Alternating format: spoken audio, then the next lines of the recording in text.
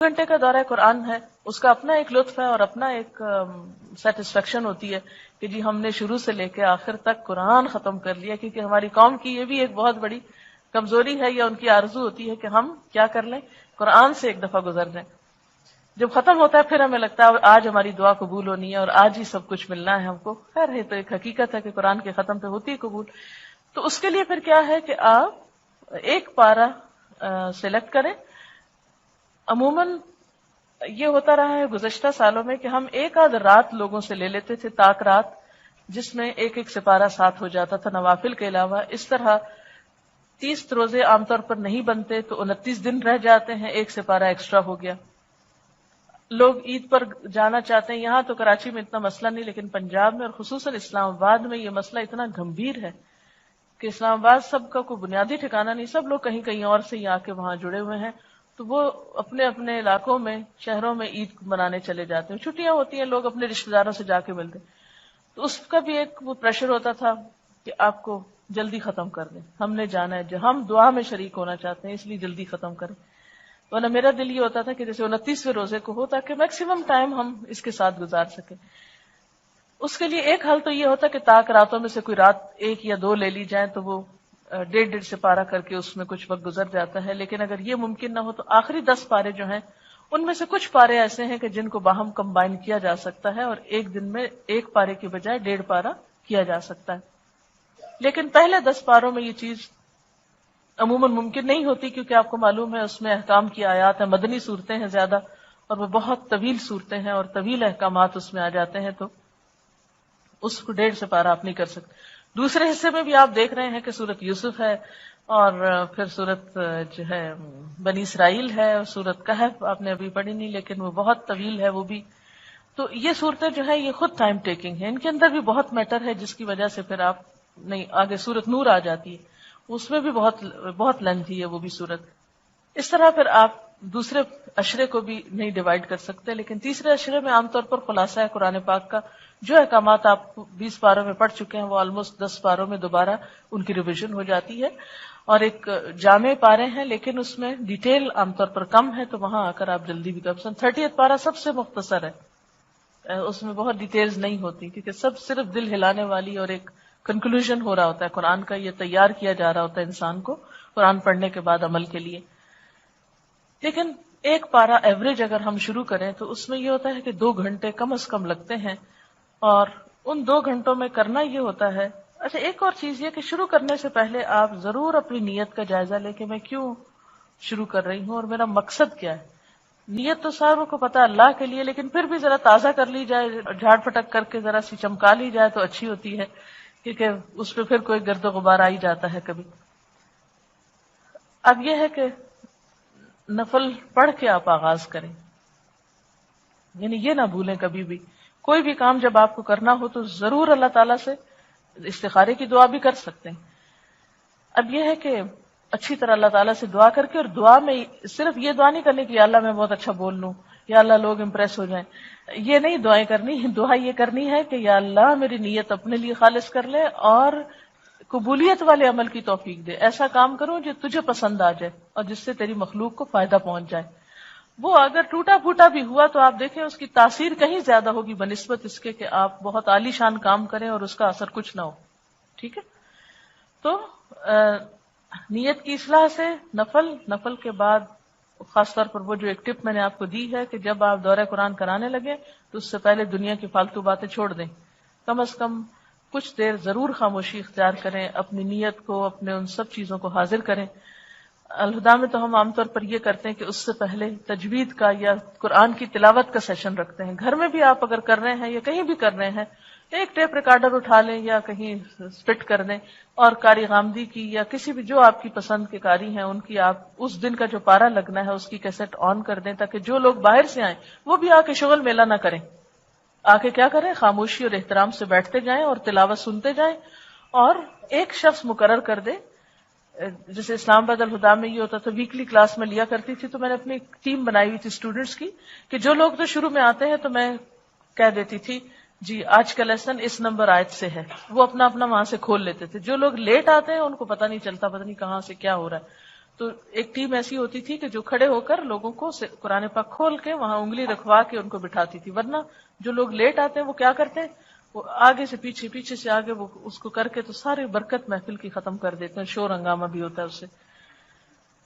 تو آپ یہ بھی کر سکتے ہیں کہ اگر لوگ اپنے قرآن پاک ساتھ لے کر آئیں اس میں تو زیادہ بہتر ہے۔ خالی سننے سے جب دیکھنا بھی ساتھ شامل ہوتا ہے اور خود اپنا دماغ لگانا تو اس کا اثر اور اجر بڑھ جاتا ہے۔ یعنی خالی سننا بھی فائدہ مند ہے، لیکن سن کے ساتھ دیکھنا اس کا دوہرا ثواب ہو جائے گا نا، دو کام آپ کر رہے ہیں، دو فیکلٹیز کو یوز کر رہے ہیں۔ اس کے لیے عموماً جو قرآن پاک استعمال کیا جاتا ہے وہ ہے مولانا مودودی کا، کیونکہ اردو ترجمہ اس کا بہت فلوئنٹ ہے۔ بس اس میں صرف ایک مشکل ہے کہ کہیں کہیں اردو کے الفاظ بہت مشکل آ جاتے ہیں جو ہماری اب پبلک کو سمجھ نہیں آتے، ان کی طبع نازک پہ گراں گزرتے ہیں۔ تو کوشش کریں ڈکشنری لے کے جو لفظ آپ کو خود سمجھ میں نہ آئے ان کے اردو ترجمہ ساتھ ہی مارک کر لیں، یعنی جہاں تفسیر اور آپ تیار کر رہے ہیں، پڑھ رہے ہیں، سیکھ رہے ہیں، وہاں اس کو ان لفظوں کا ترجمہ خود کریں، کیونکہ میں عام طور پر اس کو موقع پر ہی بدلتی چلی جاتی ہوں، لفظ آسان کر دیتی ہوں جس سے لوگوں کو سمجھ آ جاتا ہے۔ لیکن ویسے اردو کی سینٹنسز کی سٹرکچر کے اعتبار سے یہ ترجمہ جو ہے وہ بیسٹ ہے۔ اگر وہی ترجمہ لوگوں کے ہاتھ میں ہو تو آسانی ہوتی ہے، لیکن کسی کو کبھی مجبور نہ کریں کہ جی آپ یہ ترجمہ ضرور پڑھیں اور یہ نہ پڑھیں، جو جس کا دل چاہے جیسا مرضی لائے،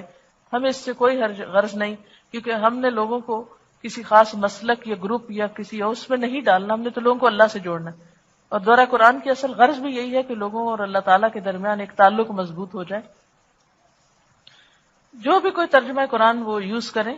پلین لانا چاہتے ہیں پلین لائیں، نہیں بھی لانا چاہتے تو مجبور نہ کریں، لیکن اسٹوڈنٹس کو ہم تھوڑا سا پابند کریں گے کہ وہ اسٹوڈنٹ ہونے کا ثبوت دیتے ہوئے قلم اور کتاب اپنے سامنے رکھیں۔ علامہ بالقلم اور الرحمن علم القرآن خلق الانسان علمہ البیان، تو وہ قرآن آپ کے سامنے بھی ہونا چاہیے، تبھی تعلیم بھی ہوتی۔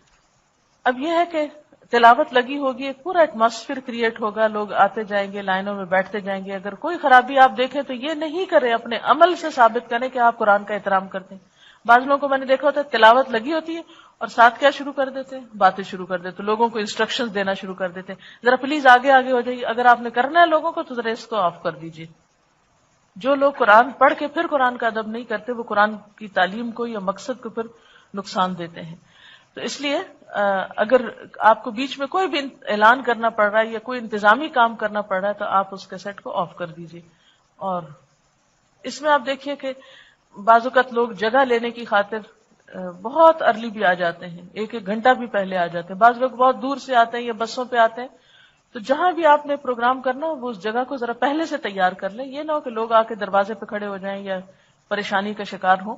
وقت سے پہلے آپ اس جگہ کی ایک گھنٹہ پہلے یا آدھا گھنٹہ پہلے جس بھی لوگوں کا ایوریج دیکھ کے کہ کس وقت انٹر ہوتے ہیں جگہ کو تیار کر لیں، اور جگہ تیار کرنے کے بعد یہ ہے کہ آرام سے وہ بیٹھتے جائیں۔ اگر بیٹھنے کا طریقہ ان کو نہیں آتا تو آپ اس وقت ان کو مت پریشان کریں، جب آپ شروع کرنے لگے تلاوت آف کر کے آپ ان سے ریکویسٹ کر لیں کہ اگر آپ سب اس طرح بیٹھ جائیں تو زیادہ بہتر طور پر ہوگا، کیونکہ بعضوں کا دیکھا گیا کہ لوگ ایک کنارے پہ بیٹھ جاتا ہے، دوسرا ادھر، ایک کی ٹانگ ادھر پھیلی ہوئی ہے، ایک کا حال حلیہ کچھ اور ہو رہا ہے، وہ قرآن کی مجلس ہی نہیں لگ رہی ہوتی، جیسے عموماً قرآن خوانیوں میں بھی نظر آتا ہے۔ تو ایسے میں کوشش کریں کہ لوگوں کو پیار محبت سے ادب سے بیٹھنا، اور کہتے ہیں اٹھنا بیٹھنا سکھانا، تو وہ تھوڑا سا اٹھنا بیٹھنا ان کو سکھا دے، اور اس کے بعد آپ شروع کریں۔ اب آپ کے پاس قرآن پاک ہے، اس میں یاد رکھیے کہ دورہ قرآن خطبے کی طرح ہوتا ہے، تعلیم کی طرح نہیں ہوتا۔ آپ صلی اللہ علیہ وسلم کا میسج کنوے کرنے کے دو طریقے ہوتے تھے، ایک خطبے کا انداز اور ایک تعلیم کا انداز۔ تعلیم کلاس روم کے لیے ہوتی ہے، ریگولر ہوتی ہے۔ خطبہ جو ہوتا ہے وہ جوش ابھارنے کے لیے ہوتا ہے، کسی چیز کے لیے مینٹلی تیار کرنے کے لیے ہوتا ہے، اور اس میں یعنی اس کا مقصود کچھ اور ہوتا ہے۔ اب چونکہ ایک نئی پبلک آ رہی ہے آپ کے پاس جو تعلیم حاصل کرنے کے لیے نہیں آ رہی، صرف ایک جاننے کے لیے آ رہی ہے کہ آپ یہ یہاں قرآن کی کلاس ہوتی ہے، تو ان لوگوں کو آپ خطبے کے انداز میں سکھائیں گے۔ اور اس کے لیے مثلاً آپ تلاوت لگاتے ہیں، جیسے آپ تلاوت کرتے ہیں تو سوئے ہوئے اور ٹوٹے پھوٹے انداز میں اور غلط طریقے سے یہ نہیں کر سکتے آپ۔ اس کے لیے آپ کی تجوید کا بہتر ہونا بہت ضروری ہے، تبھی دورہ قرآن جو ہے وہ زیادہ افیکٹو ہوتا ہے۔ اگر آپ قرآن ٹھیک نہیں پڑھتے تو دورہ قرآن کا مقصد فوت ہو جاتا ہے۔ کیونکہ خالی ترجمہ تو نہیں سنانا، بیچ بیچ میں آیات بھی سنانی ہے. اس سے پہلے ایک تلاوت تو آپ لگا چکے، پورا کوئی پارا سنا گیا تو پورا پارا سن لیں، اگر پورا نہیں بھی سنا گیا آدھا سن لیں، آدھا لوگ گھروں میں سن لیں یا پڑھ لیں، وٹ ایور، یہ ان کی اپنی مرضی ہے، ٹائم کے اوپر ڈیپینڈ کرتا ہے کہ وہ کتنا ٹائم دیتے ہیں. لیکن جب آپ نے قرآن پاک کھول لیا اور اب آپ بیٹھ گئے ہیں دوسروں کو سکھانے کے لیے، تو تعلیم کا نہیں خطبے کا انداز اپنائیے، اور آہستہ بولنے کی بجائے تھوڑا سا تیز بولیے، اور آیات کو جہاں ڈرانے والی آیات ہیں ان کا انداز اس طرح ہو، جنت کی آیات ہیں ان کا انداز اس طرح ہو، جہاں کوئی یعنی تکرار آ رہی ہو یا جہاں ردم ہے قرآن پاک کا خاص طور پر، ان آیات میں ردم لانے کی کوشش کریں. اس طرح انشاءاللہ تعالی آپ ایک سپارہ جب کریں گے. اور ایک اور چیز جو آپ کو کہنا چاہوں گی وہ یہ ہے کہ اگر آپ یہ کام کرنا چاہتے ہیں تو آپ یہ یاد رکھیں کہ قرآن پاک کی نعمت ایک ایسی نعمت ہے، جو قرآن پاک ایک ایسی بھاری امانت ہے جو اللہ تعالیٰ نے، جیسے قرآن پاک میں آتا ہے انا اردنا الامانۃ علی السماوات والارض والجبال فابین ان یحملنها وحملها الانسان. ہم نے اس امانت کو آسمان و زمین پر، پہاڑوں پر پیش کیا، انہوں نے اس کو اٹھانے سے انکار کر دیا، انسان نے اس کو اٹھا لیا. تو یہ جو کتاب ہے، اللہ تعالیٰ فرماتے ہیں لو انزلنا هذا القرآن على جبل لرأيته خاشعا متصدعا من خشية الله. لو انزلنا هذا القرآن على جبل، اگر ہم اس قرآن کو پہاڑ پہ اتارتے تو پہاڑ کا حال کیا ہوتا؟ لرأيته، تم دیکھتے اس کو، خاشعا، کہ وہ دب گیا ہے، متصدعا، ٹکڑے ٹکڑے ہو گیا. تصدع کہتے کٹ انٹو پیسز، یعنی ٹکڑے ٹکڑے ہو گیا ہے، من خشیت اللہ، اللہ کے ڈر سے. اب آپ خود سوچیں کہ کتنا بھاری کام ہے جو آپ نے اٹھایا. یہ ڈرانے کے لیے نہیں میں آپ کو کہہ رہی، لیکن اس کی عظمت کو محسوس کریں. اگر آپ عظمت کو محسوس نہیں کریں گے تو اس کو آگے ڈیلیور نہیں کر سکیں گے، کیونکہ جو دینے والا ہے اس کے اندر کچھ بیسک کوالٹیز کا ہونا بے حد ضروری ہے. جب تک آپ کے اپنے اندر اس کا وہ محسوس نہیں ہوگا تو آپ دوسروں کو محسوس نہیں کرا سکیں گے. اگر آپ کے اندر محبت نہیں ہوگی تو آپ محبت دے نہیں سکیں گے. اس لیے بہت ضروری ہے کہ آپ اس کو اس طریقے پر لیں. اور پھر اس کے بعد یہ ہے کہ ایک مہینے میں چونکہ پڑھا جاتا ہے اور بہت سارے لوگ پڑھتے ہیں، آپ خود سوچیں یہ سب کچھ جمع ہو کے تو کتنا ایک پر اثر اور ایک ہلا دینے والا کام ہوتا ہے. یہ معمولی کام نہیں ہوتا. اس کے لیے آپ کی صحت بھی اچھی ہونی چاہیے. تو خدا کے لیے اور اس رمضان سے فائدہ اٹھانے کے لیے تھوڑا سا اپنی صحت کا مزید خیال کر لیجیے گا. عام دنوں میں وٹامنز لینا بھول جاتی ہوں، پرواہ نہیں کرتی، لیکن رمضان میں جس طرح روزہ رکھنا فرض سمجھتی ہوں ایسے ہی وٹامنز لینا فرض سمجھتی ہوں. عام دنوں میں کبھی دل چاہ دودھ پی لیا، نہیں پیا نہیں پیا، لیکن رمضان میں تاکیداً اور احتیاط کے ساتھ. اگر آپ اس طرح کا کوئی بھی کام کر رہے ہیں تو اپنی طرف سے کیا کریں، یعنی ذہنی تیاری کے ساتھ عملی تیاری بھی. آپ اس کے بوجھ کو اٹھا رہے ہیں تو پھر آپ اسے دینے کے بھی قابل ہوں. روز دورہ قرآن کی کلاس کے لیے پریپیئر کیسے کریں؟ کیا ڈیلی آپ کی ٹیپ سننا ضروری ہے یا کوئی تفسیر؟ اس میں آپ دیکھیں کہ بہترین تفسیر جو آپ کو فائدہ دے سکتی ہے کم وقت میں جو آپ کو چیزیں کلیئر ہو سکتی ہیں وہ احسن البیان ہے.